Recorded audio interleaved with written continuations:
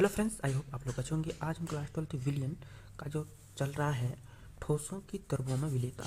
ठीक है, कल मैंने विलीनीकरण समझा था, आज मैं समझा रहा हूँ क्रिस्टलीकरण क्या होता है। ठीक है, अब हम पता है रूल हमें क्या पता है कि सबसे पहले हमें विलियन बनाना होगा। ठीक है, क्योंकि विलियन चल रहा है तो डेफिनेशन तभी लिखेंगे, परिभाषा तभी आएगी इसकी।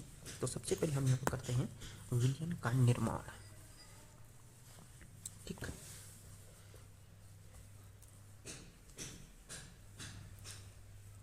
ये मैंने एक कोई पात्र लिया। ठीक, इस पात्र में क्या है, जल भरा हुआ है। ठीक है, निश्चित मात्रा में जल भरा हुआ है। क्या है, जल है। ठीक है, निश्चित मात्रा में जल है। अब मैं इसमें क्या किया, जो यहाँ पर चीनी आराम से इसमें मैंने क्या रखी थी, घोल रखी थी। ठीक, इसमें मैंने चीनी घोल रखी थी आराम से। क्या है, चीनी है। ठीक है, चीनी घुली हुई है। इसमें क्या है, चीनी। अच्छा, बना क्या ये, विलियन बना क्या है, यहाँ पर ये विलियन बना हुआ है। ठीक है, यानी कि विलायक क्या है, जल है। विलेय क्या है, चीनी है। जो कम मात्रा में होती है उसे हम विलेय बोलते हैं, जो ज़्यादा मात्रा में होती है उसे हम विलायक बोलते हैं। ठीक है, अब क्रिस्टलीकरण में क्या होता है कि क्रिस्टल बन जाता है इसका। ठीक है, देखो, जब जो ये कण है, ठीक, ये जो कण है, ये कण क्या है, आपस में टकराएंगे भी। यहाँ पर ये जो विलेय के कण है आपस में टकराएंगे, और ये जब आपस में टकरा रहे हैं, ठीक है, एक भारी कण का निर्माण करेंगे। ठीक, एक भारी कण का निर्माण करके वो क्या हो जाएगा, भारी कण बनेगा तो वो विलयन के पात्र के नीचे बैठ जाएगा। इस तरीके से यहाँ पर बैठ जाएगा। ठीक है, ये बन जाएगा क्रिस्टलेट। ये बन जाएगा क्या, क्रिस्टल। किसका, चीनी का क्रिस्टल बन जाएगा। तो इसे हम क्या कहते हैं, क्रिस्टलीकरण कहते हैं। ठीक है, यहाँ पर भी एक भारी कण का निर्माण होगा, वो भी बन जाएगा। ठीक है, टकराएंगे आपस में, तो इसे बोलते हैं क्रिस्टलीकरण। तो हम इसकी डेफिनेशन लेंगे। जब किसी, लिखते हैं,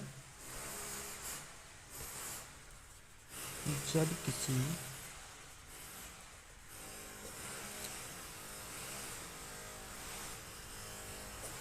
विलयन में, जब किसी विलयन में से कुछ विलेय के कण, जब किसी विलयन में घुले हुए विलेय के कुछ कण, विलयन में घुले हुए,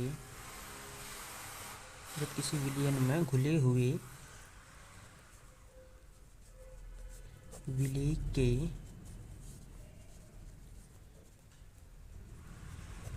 कुछ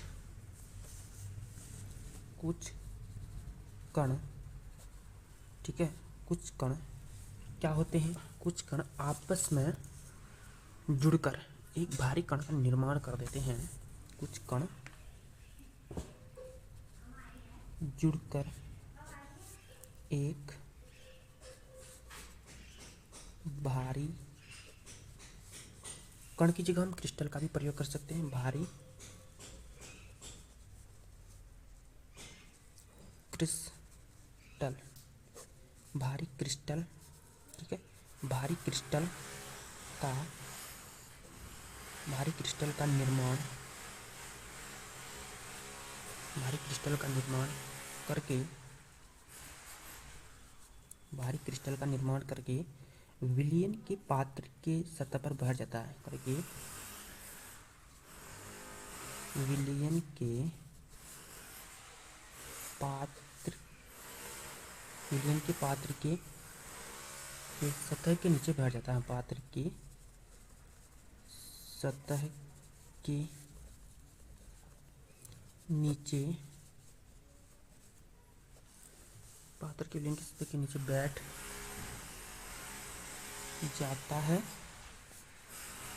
तो उसे क्या कहते हैं, क्रिस्टलीकरण कहते हैं। ठीक है, हमने ठोसों की द्रव्य विलेयता में विलीनीकरण पढ़ लिया था, अब हम क्रिस्टलीकरण भी पढ़ लिया। उसे क्रिस्टलीकरण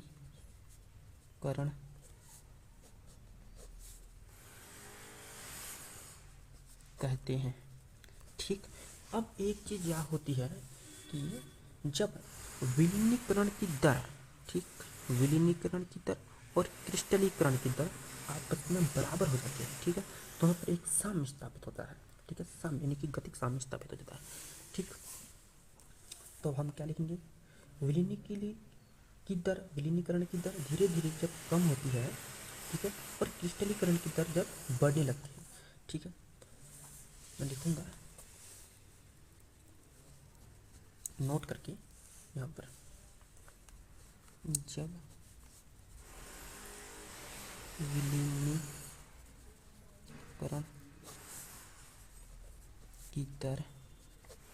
विलीनीकरण की दर धीरे धीरे कम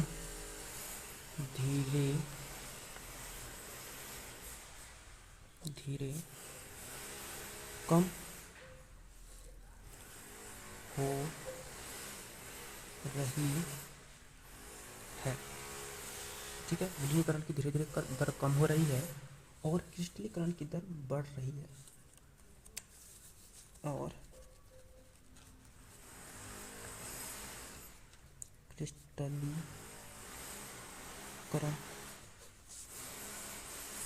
की दर बढ़ने लग जाए तो, ठीक है, क्रिस्टलीकरण की दर बढ़ने लग जाए तो हाँ, तब यहाँ पर क्या होता है, एक साम्य स्थापित हो जाता है ऐसी अवस्था में, ठीक है, ठीक है। तो क्या होगा, तब एक समय ऐसा आएगा कि विलीनीकरण की दर, ठीक है, कम हो जाएगी और क्रिस्टलीकरण की दर ज़्यादा हो जाएगी, ठीक है, एक समय ऐसा आएगा, ठीक।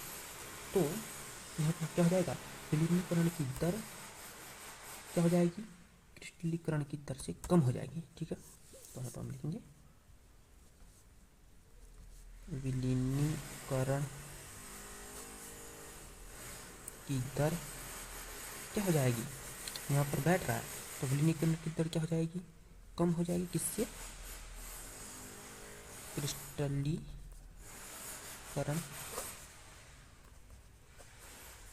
की दर से, ठीक है, क्रिस्टलीकरण की दर से, ठीक। अच्छा, ये क्या है, हमारा क्रिस्टलीकरण है, ठीक। अब उसके बाद हम देखेंगे ताप का प्रभाव, ठीक है, ताप का प्रभाव अगले वीडियो में देखेंगे। दोस्तों, आपको ये समझ में आया कि नहीं, ठीक, अगर समझ में आता है तो सब्सक्राइब कीजिए, अगर नहीं आता है तो कमेंट कीजिए, हम दोबारा समझाने का प्रयास करेंगे, ठीक है। तब तक के लिए नहीं।